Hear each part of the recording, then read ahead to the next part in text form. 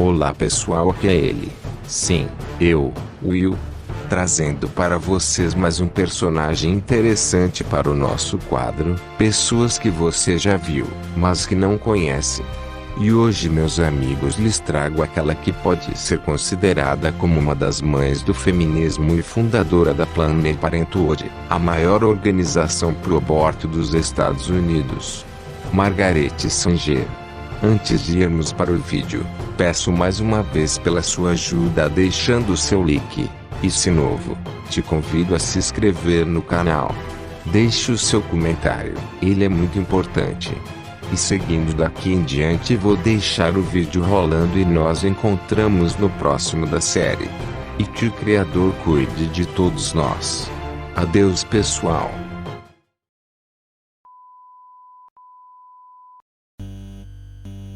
Nascida como Margaret Louise Higgins no dia 14 de setembro de 1879 na cidade de Corning, Nova York.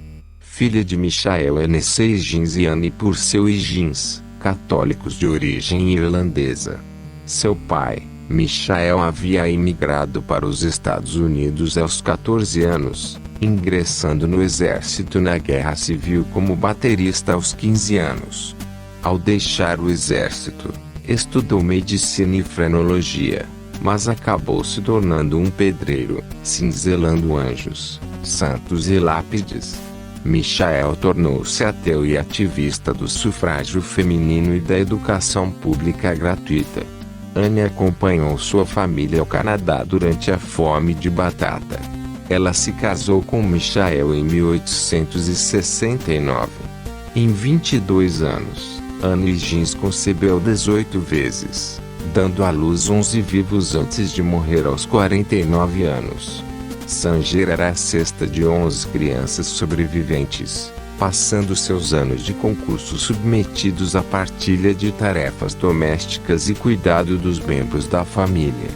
Apoiada por suas duas irmãs mais velhas, Margaret Higgins estudou no Claverack College e no Hudson River Institute, antes de se matricular em 1900 no Hospital White Plains como enfermeira estagiária. Em 1902, ela se casou com o arquiteto William Sanger, desistindo de sua educação. Sofrendo de consumo, tuberculose ativa recorrente, Margaret Sanger foi capaz de ter 3 filhos, e os 5 se estabeleceram em uma vida tranquila em Westchester, Nova York. Depois que um incêndio destruiu sua casa em Hastings-on-Hudson em 1911, os Sangers abandonaram os subúrbios para uma nova vida na cidade de Nova York. Margaret Sanger trabalhava como enfermeira visitante nas favelas do Cid, enquanto o marido trabalhava como arquiteto e pintor de casas. Já imbuída da política esquerdista de seu marido, Margaret Sanger também se lançou na política radical e nos valores modernistas da Boêmia de Greenwich Village antes da Primeira Guerra Mundial. Ela ingressou no Comitê das Mulheres do Partido Socialista de Nova York, participou das ações trabalhistas dos trabalhadores industriais do mundo, incluindo a notável greve de têxteis de Lawrence de 1912 e a greve de seda de Paterson de 1913. Envolveu-se com intelectuais locais, artistas de esquerda, socialistas e ativistas sociais, incluindo John Reed, Upton Sinclair, Mabel Dodge e Emma Goldman. Os interesses políticos de Sanger, seu feminismo emergente e sua experiência em enfermagem a levaram a escrever 2 séries de colunas sobre educação sexual intituladas O que Toda Mãe Deveria Saber 1911 a 12, e O que Toda Garota Deveria Saber 1912 a 13, para a revista socialista Cal. Pelos padrões da época, os artigos de Sanger eram extremamente francos em sua discussão sobre sexualidade, e muitos leitores do New York Cal ficaram indignados com eles. Outros leitores, no entanto, elogiaram a série por sua sinceridade. Um afirmou que a série continha uma moralidade mais pura do que bibliotecas inteiras cheias de hipocrisia sobre modéstia. Ambos foram publicados em forma de livro em 1916. Sanger se separou do marido em 1913, e o divórcio do casal foi finalizado em 1921. Em 1922, ela se casou com seu segundo marido, James Noah Gasley. Alguns países do noroeste da Europa tinham políticas mais liberais contra a contracepção do que os Estados Unidos na época, e quando Sanger visitou uma clínica holandesa de controle de natalidade em 1915, ela aprendeu sobre diafragmas e ficou convencida de que eram um meio mais eficaz de contracepção do que os supositórios e duchas que ela vinha distribuindo nos Estados Unidos. Os diafragmas geralmente não estavam disponíveis nos Estados Unidos, então Sanger e outros começaram a importá-los da Europa, desafiando a lei dos Estados Unidos.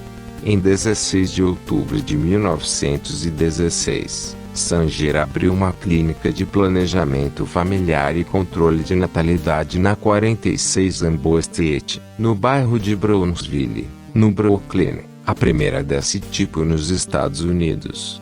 9 dias após a abertura da clínica, Sanger foi preso. A fiança de Sanger foi fixada em uns $500 e ela voltou para casa.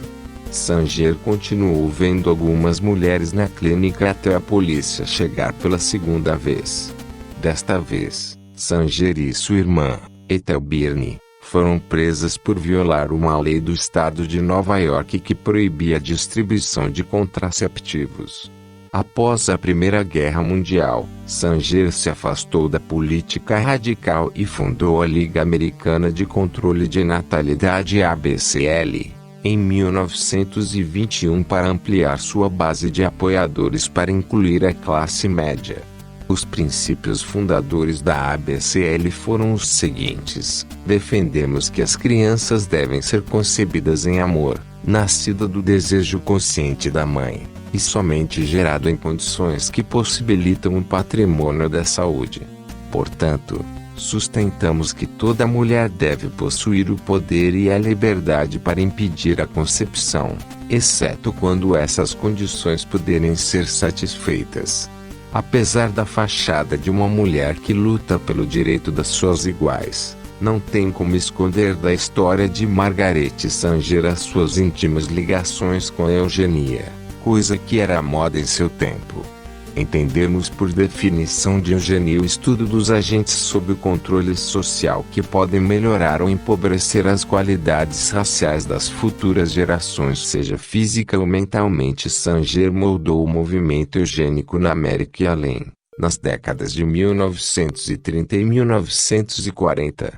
Seus pontos de vista e os de seus colegas do movimento contribuíram para as leis compulsórias de esterilização em 30 estados do EUA que resultaram em mais de 60 mil esterilizações de pessoas vulneráveis, incluindo pessoas que ela considerava débeis e idiotas. Ela até se apresentou em um comício da Ku Klux Klan em 1926 em Silver Lake, Nova Jersey. Ela contou esse evento em sua autobiografia: aceitei um convite para conversar com o ramo feminino da Ku Klux Klan. Vi pela porta figuras sombrias desfilando com estandartes e cruzes iluminadas. Fui escoltada até a plataforma, fui apresentada e comecei a falar. No final, através de ilustrações simples, acreditei ter cumprido meu objetivo. Uma dúzia de convites para falar com grupos semelhantes foram ofertados. O fato de ela ter gerado entusiasmo entre alguns dos principais racistas dos Estados Unidos diz algo sobre o conteúdo e o tom de seus comentários. Em uma carta a Clarence Gable, em 1939, Sanger escreveu: não queremos que se diga que queremos exterminar a população negra, e o ministro é o homem que pode endireitar essa ideia, se alguma vez ocorrer em algum de seus países. Membros mais rebeldes. Margaret Sanger comentando o Projeto Negro em uma carta a Gable, em 10 de dezembro de 1939. Suas próprias palavras e aparições na televisão não deixam espaço para análise. Por exemplo, ela escreveu muitos artigos sobre eugenia na revista que fundou em 1917, a Birth Control Review. Seus artigos incluíam alguns aspectos morais da eugenia. Junho de 1920, The Eugenic Conscience. Fevereiro de 1921, The Purpose of Eugenics. Dezembro de 1924, Controle de natalidade e eugenia positiva. Julho de 1925, e Birth Control, True Eugenics. Agosto de 1928, para citar alguns. O seguir, algumas de suas citações mais reveladoras, embora eu pessoalmente acredite na esterilização dos fracos, insanos e sifilíticos, não consegui descobrir que essas medidas são mais do que impedimentos superficiais quando aplicadas ao fluxo crescente de inaptos. Eles são excelentes meios de atendendo a uma certa fase da situação, mas acredito que, em relação a outros meios eugênicos, eles não vão ao fundo da questão. Controle de natalidade e melhoramento racial. Fevereiro de 1919, The Review Control. A eugenia sem controle de natalidade parece-nos uma casa construída sobre as areias. Está à mercê do fluxo crescente de inaptos. Controle de natalidade e melhoramento racial. Fevereiro de 1919, The Review Control. Pare nosso hábito nacional de desperdício humano. Mulher e a nova raça, 1920, capítulo 6. Por todos os meios, não deve haver filhos quando a mãe ou o pai sofrem de doenças como tuberculose, gonorreia, sífilis, câncer, epilepsia, loucura, embriaguez e distúrbios mentais. No caso da mãe, doença cardíaca, problemas renais e as deformidades pélvicas também são um obstáculo sério para a procriação. Não devem nascer mais filhos quando os pais, embora saudáveis, achem que seus filhos são fisicamente ou mentalmente defeituosos. Mulher e a nova raça, 1920, capítulo 7.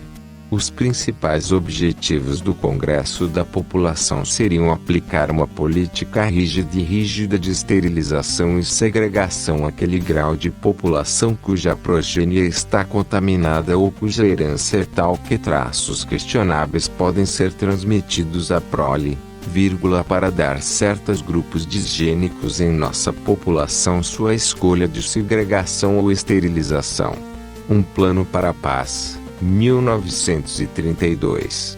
Em uma entrevista de 1957 com Mickey Wallace, Sanger revelou: "Eu acho que o maior pecado do mundo é trazer crianças ao mundo, que têm doenças de seus pais, que não têm chance no mundo de serem praticamente seres humanos. Delinquentes, prisioneiros, todo tipo de coisa marcada apenas quando nascem. Esse para mim é o maior pecado que as pessoas podem cometer." Essa linha de pensamento de seu fundador deixou marcas duradouras no legado da Planned Parenthood.